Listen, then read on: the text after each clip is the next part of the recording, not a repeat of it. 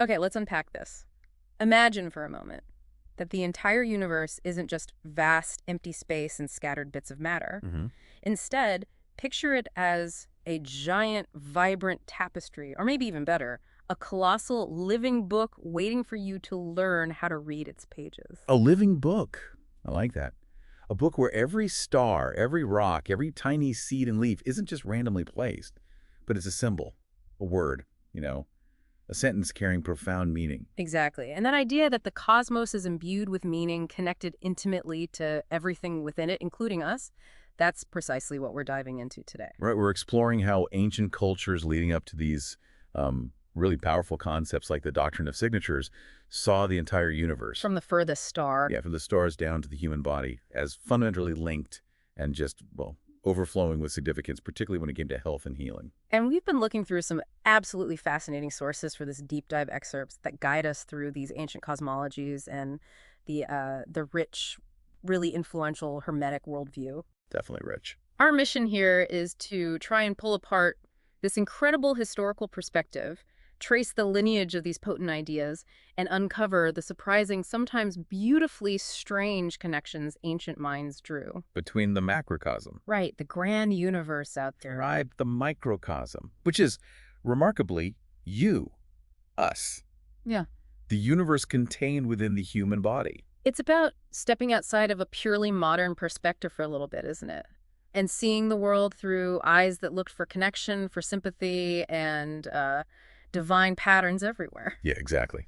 So let's settle in and begin to explore how the universe was once read like a living text. This deep human drive to find order, to discover a narrative in the seeming chaos of existence, it really does go back to the earliest thinkers. Yeah. You had figures like Anaximander searching for a single undefined source. The arch. Yeah, an arch from which everything emerged. Which plants a crucial seed right there. Yeah. The idea of fundamental unity. That everything, despite looking different, ultimately shares a common origin. Then you get Pythagoras adding another layer, looking at the universe not just as unified, but as structured by harmonious numbers and precise mathematical ratios. And for them, this wasn't just abstract math. No, not at all. For them, this was the actual blueprint of creation, a kind of cosmic symphony where everything had its place and fit together in this beautiful, ordered structure.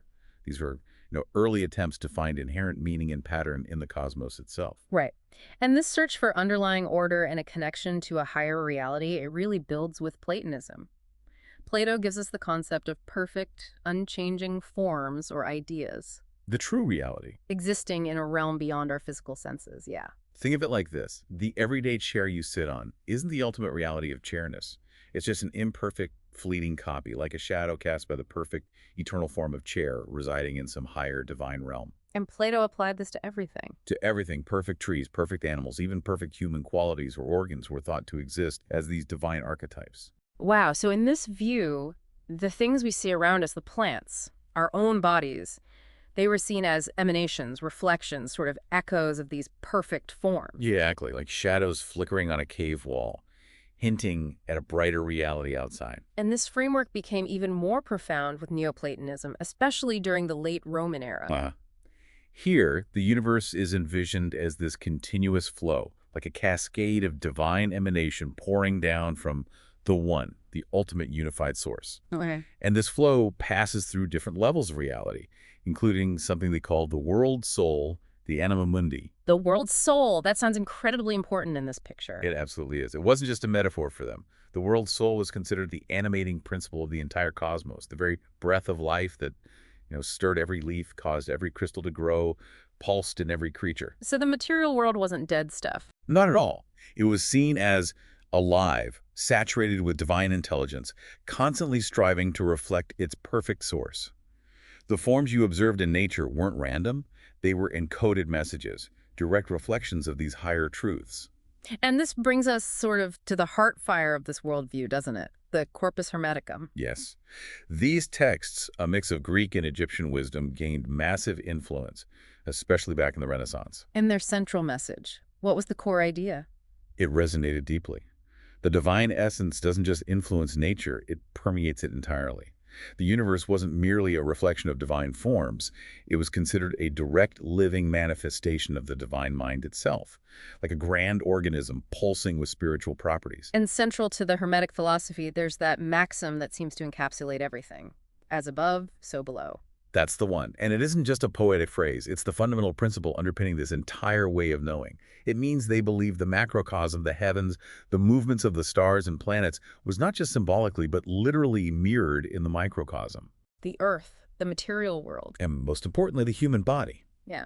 And this mirroring meant the properties and powers of the celestial bodies were believed to be directly impressed upon or signed onto everything on Earth. So a plant growing here wasn't just, like, soaking up sunlight and water in their view. No, it was also thought to be bathed in cosmic influences, uniquely shaped by the stellar and planetary energies present at its creation or during its growth. Okay. And so its physical form, its shape, its color, its texture, how it grew, where it grew, could then bear a visible signature. A signature, like a divine clue. Kind of, yeah. A signature was seen as a divine hieroglyph, a direct, visible clue, not only to the cosmic influences that shaped it, but crucially to its hidden virtues and how it corresponded to specific parts of the human body or conditions. Which were also understood to be under those same cosmic influences. Exactly. These weren't just, coincidental visual similarities. They were believed to be divinely intended, inherent marks of connection. Allowing someone who understood this language to essentially read the intentions of the creator or the inherent wisdom of the cosmos just by observing the world around them. Precisely. Like reading a piece of the divine mind written into nature itself. Wow. And this leads directly to the profound role of astral influences and celestial sympathies. In this framework, the planets weren't just distant balls of rock or gas. No, they were seen as powerful, living, influential entities, right? Interlinked to specific qualities. Yes, and to the humors within the body, those four essential fluids thought to govern health and temperament, and to specific organs, too. Like the sun, for instance. What was its link?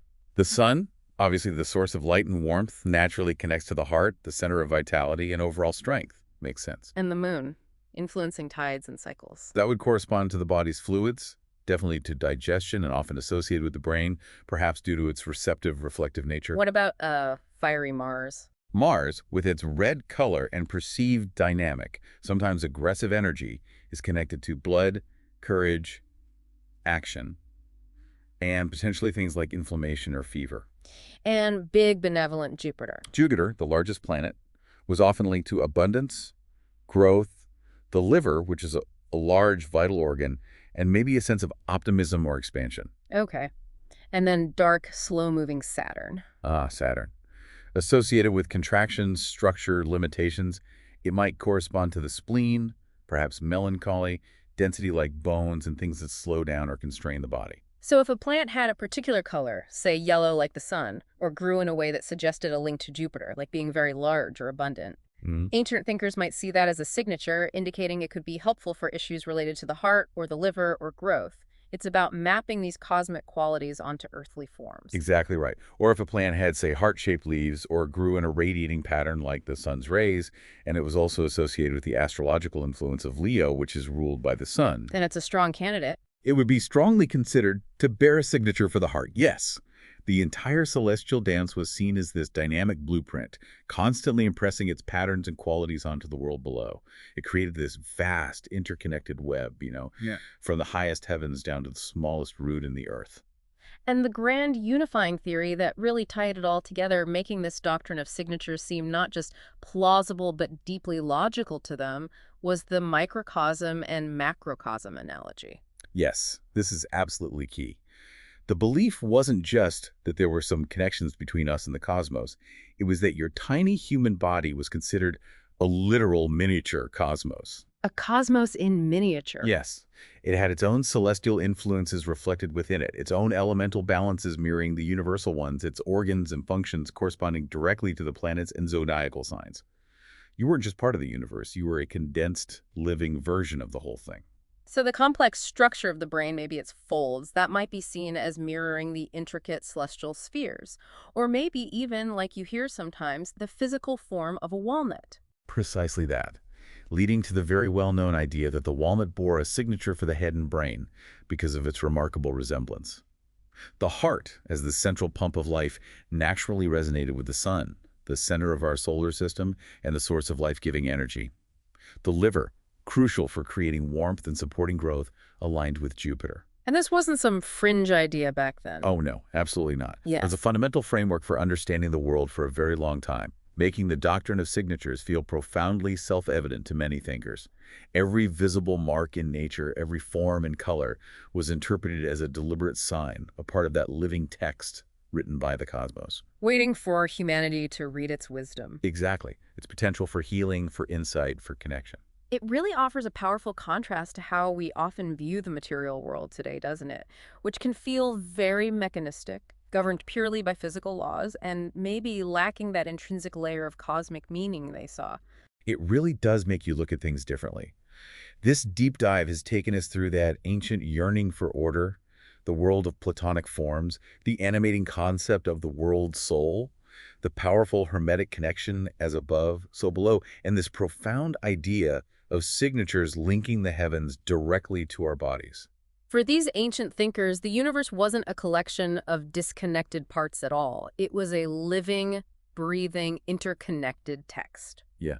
Everything, from the distant stars to the plants at their feet, carried signatures, visible clues to hidden virtues and cosmic correspondences, written, they believed, by a divine hand, offering a language they could strive to understand. And this perspective offered them a sense of deep integration, didn't it?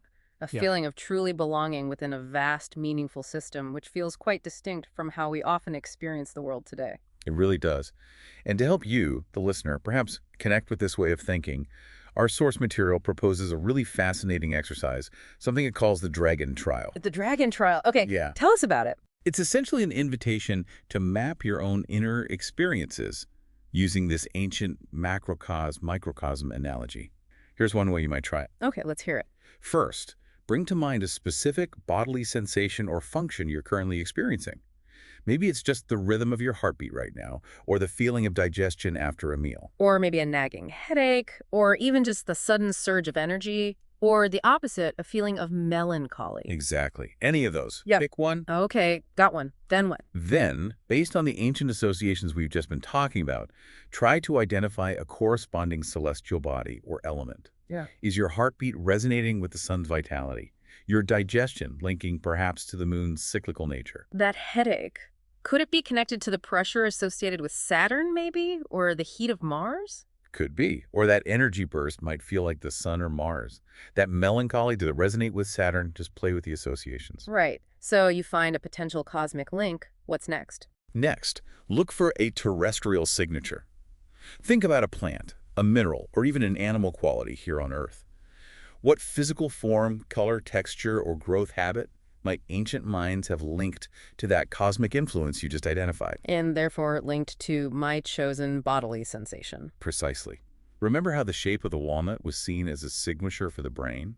What earthly thing echoes the cosmic force you're connecting to your feeling? Okay, find that earthly signature. And finally, Just take a moment to reflect. How does thinking about your body, your daily experiences, even these transient sensations, through this lens of cosmic correspondence, how does it change your perception? does it offer you a sense of integration, perhaps? Of being part of a larger, meaningful whole that feels different from a purely modern, mechanistic way of viewing your body? That's the question to sit with. Give it a try. Choose your sensation. Find its potential cosmic link through this ancient system. Look for that earthly signature and just notice how that process feels. It might just offer you a different way of experiencing your own being and your place in the world. Yeah. And, as we wrap up this deep dive, let's leave you with a really striking image from the source material. A quote attributed to an ancient presence named Zoran. Ah, yes, that one. It says, "Your cosmos was once a living serpent, shedding wisdom with every scale. Now you dissect its skin and wonder why it no longer whispers secrets." That's powerful. It is, isn't it? It's a powerful and perhaps poignant thought. It leaves you pondering the depth and maybe the loss of this ancient, integrated view of the universe. A world where everything around you wasn't just inert matter, but a living, breathing entity saturated with meaning, constantly communicating its wisdom. Just waiting for you to learn how to read its language.